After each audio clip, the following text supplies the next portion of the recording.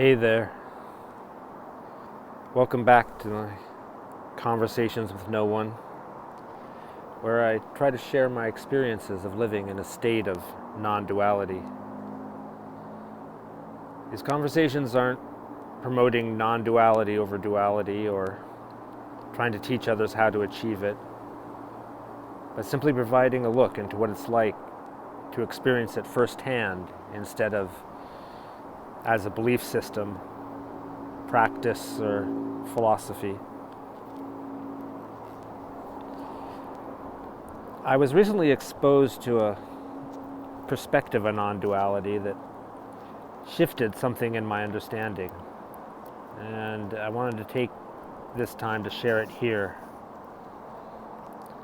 I've mentioned in previous conversations that all I can really do is share my own personal experience, and that may or may not be relevant to anyone else. And I've said that because truly that's all any of us can do.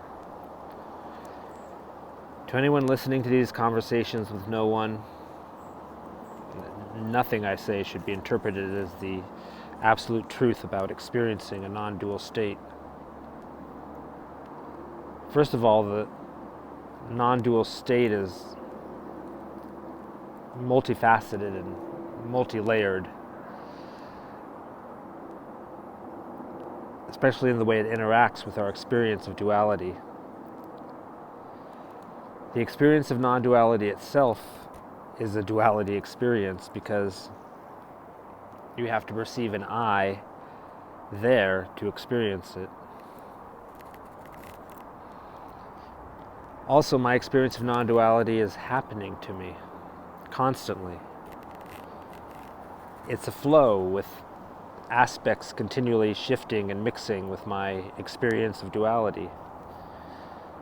Some moments I find myself completely immersed in duality, and in others I struggle to relate to the stories around me. And yet, even in my most non-dual moments, I'm still dualistically aware of my non-duality. In terms of enlightenment, which I usually don't like to associate non-duality with enlightenment, but since it's a common practice, I would say that my non-dual experience started with my awakening, or paradigm shift as I call it. But that was only the beginning of a journey that will continue the rest of my material life. But just as important, each of us experience our own unique version of duality, living in completely different versions of reality. Each of us present different aspects and characteristics of it. So why shouldn't this be the same for our non-duality? Just because we reach a state of non-duality doesn't mean that our character doesn't still exist. All of our experiences are expressed within and through our biology, and therefore subject to as many variations as our biology can produce. Much of our conditioning for experiencing our duality happens by the time we're only 6 years old or so. And I, for example, was a product of an environment that promoted a more introverted or detached personality. Previously, I used to feel that those who expressed their understanding of non-duality in extroverted ways were either passing through an early stage of enlightenment and would eventually let the ego-mind presentation go as they continued their journey, or that they were believers of non-duality who hadn't actually experienced ego death, and so their ego mind was using this belief for their personal benefit. So the new perspective I came across added another possibility.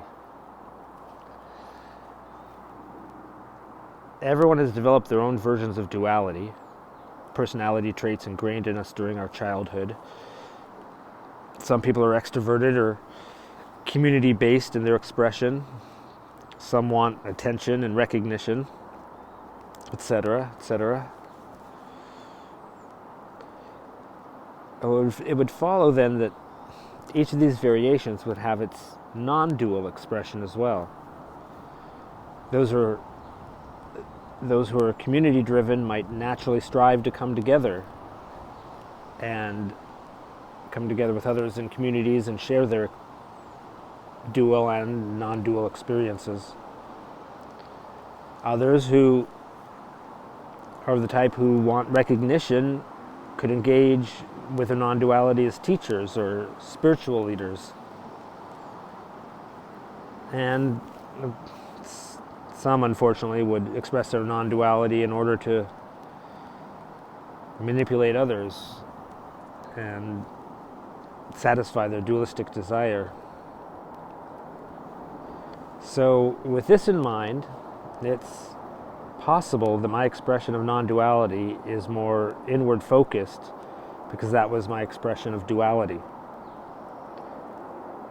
And now I hold these three ideas at the same time as possibilities, not fully believing or disbelieving any of them. But this new perspective is helpful because it doesn't convey the same sense of comparison and judgment as the other two. It makes me open to the idea that just as I can see where other styles of expression might still be engaging with the ego, mind, personality, I'm most likely still engaged myself as well. I just can't see it as clearly yet as others might. This perspective also presents no expression of non-duality as the right one, which is consistent with non-duality itself. In previous conversations, I've talked about the dangers of spiritual narcissism, and I feel like I'll probably talk about this quite a bit more as I recognize some of the symptoms in myself. With this new perspective, I'd have to reframe that conversation, possibly exploring the dangers of both introverted and extroverted expressions of non-duality. This feels more accurate than my previous perspectives. So one thing my experience leads me to believe is that all these expressions of non-duality could eventually start to blend together as one's non-dual experience or enlightenment journey, if you insist, continues to deepen. I can't say whether that's true or not because as my experience deepened, I just seem to be becoming more introverted. Or at least I become less interested in not being introverted. But it also seems that this could easily change as soon as the value of what I get out of my introversion changes naturally over time. It feels like I needed my introversion at first to go deeper into my non-duality experience, away from distractions and situations that would have me focusing on the details of life. But I'm also very aware there's a lot of me yet. There's a lot for me yet to learn outside of my own bubble. It feels like a stage I'm passing through.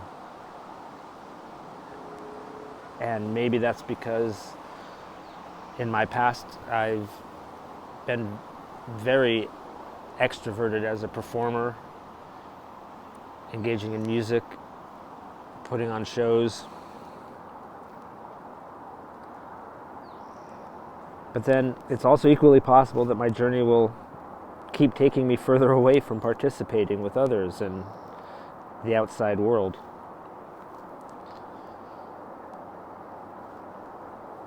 One thing that seems important to keep in mind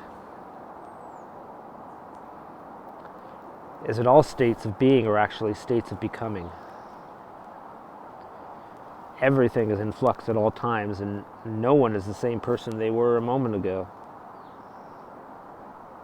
Experiencing this as a truth takes away all the certainty in life. And I think that's why we have such a hard time considering it in our dual experience. But for me at least, it makes life more interesting.